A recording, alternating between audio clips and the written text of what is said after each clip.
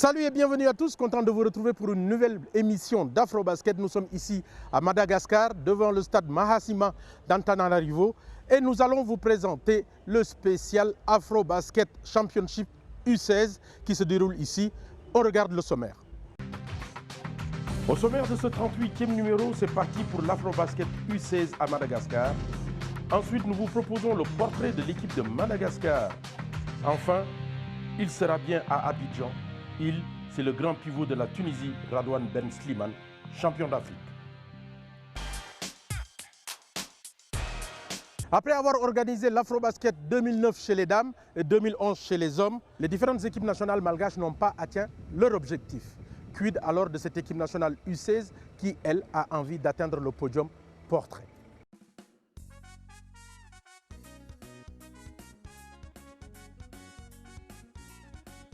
Après avoir organisé avec le succès que l'on connaît 3 Afrobasket en 6 ans, la Fédération malgache de basketball voulait terminer le dernier avec la cerise sur le gâteau, à savoir remporter le titre continental de champion d'Afrique des U16.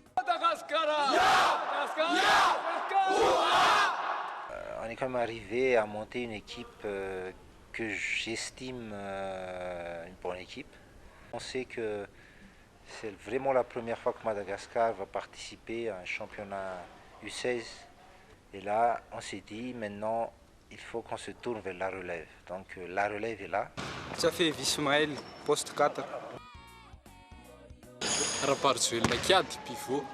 Doucement et sûrement, une équipe de jeunes issus de toute la grande île a été mise sur pied.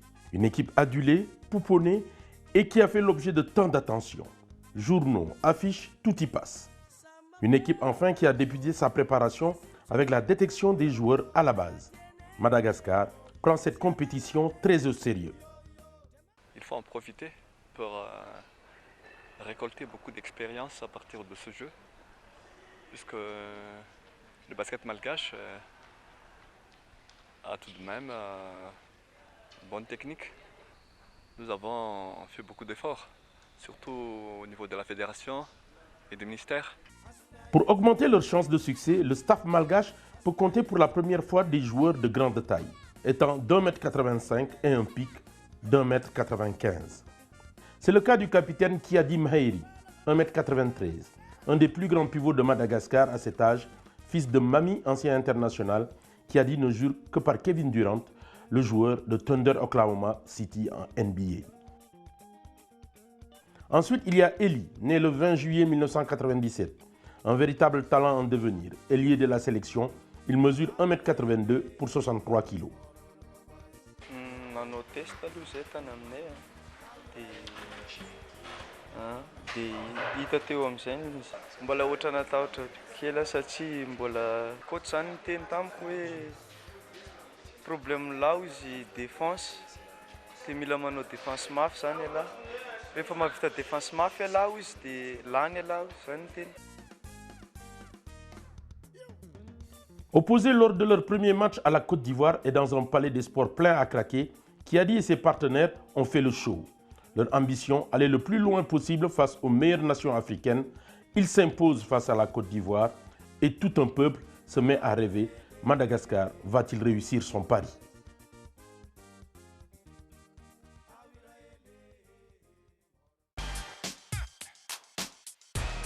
Sur les 12 équipes prévues ici à Antananarivo, ce sont seulement 9 qui ont fait le déplacement. Dixit donc l'Algérie, le Maroc et le Mali. Je vous propose de regarder le premier tour.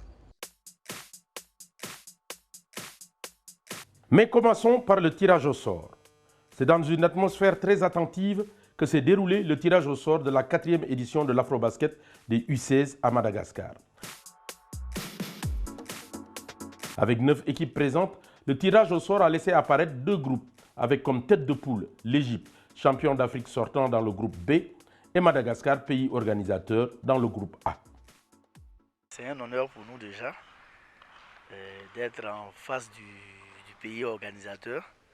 On ne peut pas dire que c'est l'équipe la plus faible de notre poule, mais ça va permettre à nos enfants de bien entrer dans cette compétition, puisqu'ils vont avoir l'occasion de participer au match d'ouverture. Et je pense que de cette manière-là, ils vont bien aborder le reste de la compétition. You have 10 teams, 2 groups, and the groups, equilibrated groups, and we want to go to play was good games and a good competition. I think was the good game.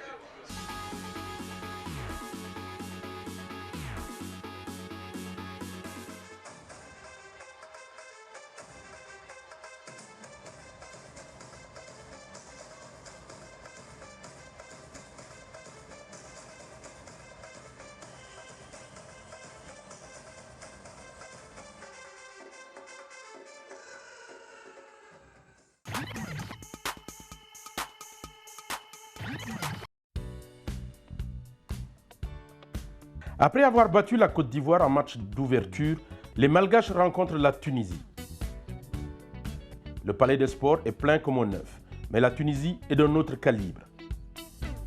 Avec un basket bien structuré, les vice-champions d'Afrique ne tardent pas à prendre le jeu à leur compte.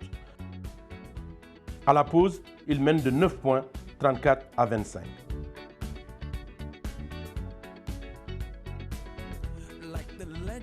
Ensuite, ils ne seront plus rattrapés par les Malgaches très maladroits et qui vont s'incliner 74 à 58.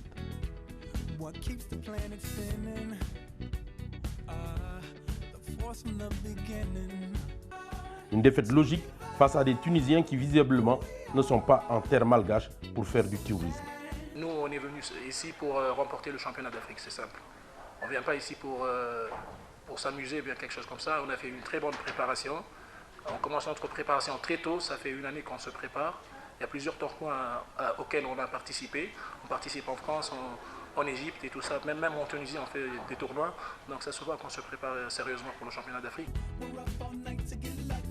Exempt dans cette poule A face à l'Algérie qui n'a pas fait le déplacement, Madagascar se devait de remporter son match face au Gabon pour espérer se qualifier pour le deuxième tour, synonyme de quart de finale. Après avoir débuté le match sur les chapeaux de roue, les locaux se sont effondrés au fil du match et obtiennent un score d'égalité à l'issue du troisième quart-temps, 38 à 38. Poussés par un public nombreux, les jeunes malgaches devront se sortir les tripes dans le dernier quart-temps pour l'emporter 54 à 45. À propos du match en général, c'était un très beau match. Mais ce qui nous a donné le souffle, c'est le temps mort que vous avez pris en 1 minute 30. Parce que nous, notre meneur était à bout. On aurait dû...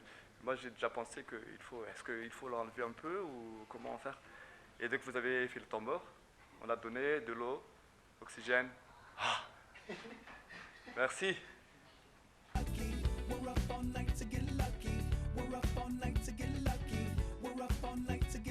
Dans le groupe B, deux équipes vont tout de suite dominer les débats. Il s'agit de l'Égypte championne en titre et de l'Angola.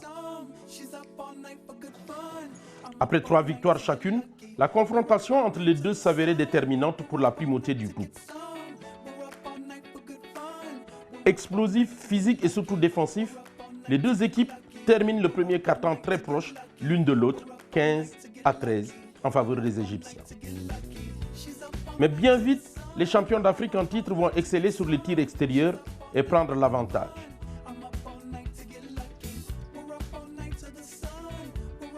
À la mi-temps, le score est en leur faveur, 34 à 23.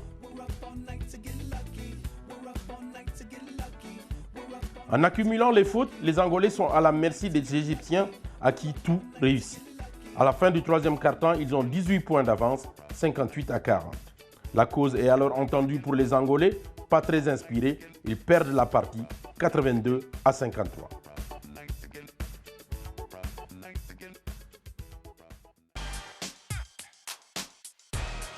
Dans notre rubrique En route pour Abidjan, au lieu de vous présenter cette fois-ci une équipe nationale, nous avons décidé de vous présenter des joueurs. Et parmi ces joueurs qui vont marquer l'Afrobasket à Abidjan, Ben Slimane.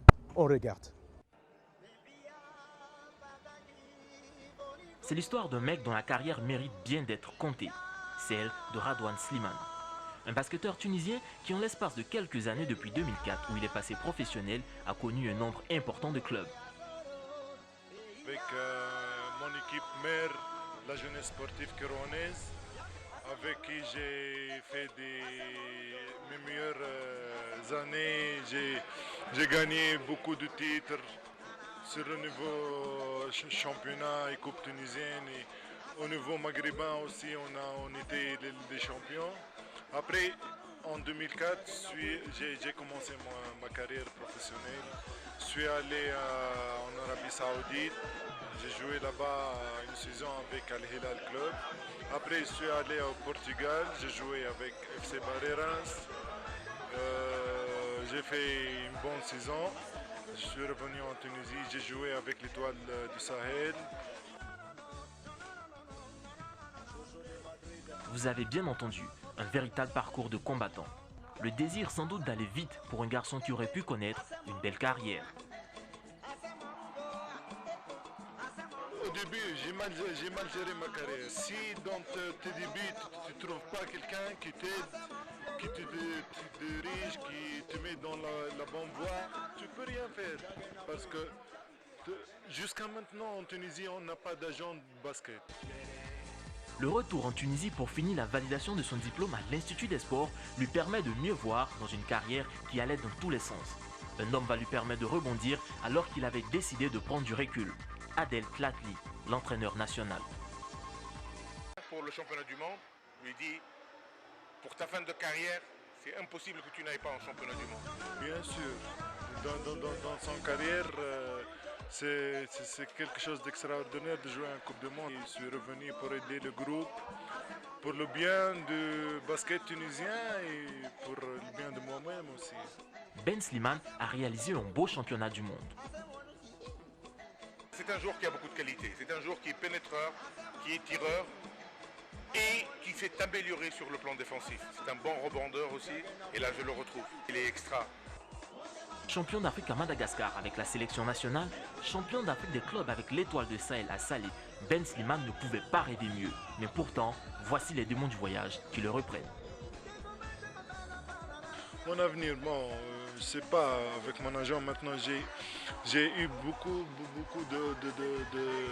d'offres de pays de golf, du Liban, de tout, parce que à cet âge, 31 ans maintenant, avec une famille, je pense plus au côté financier. Voilà, Afrobasket, c'est fini pour cette première partie. N'oubliez pas pour la deuxième demi-finale et finale, toujours depuis Madagascar. Allez, salut!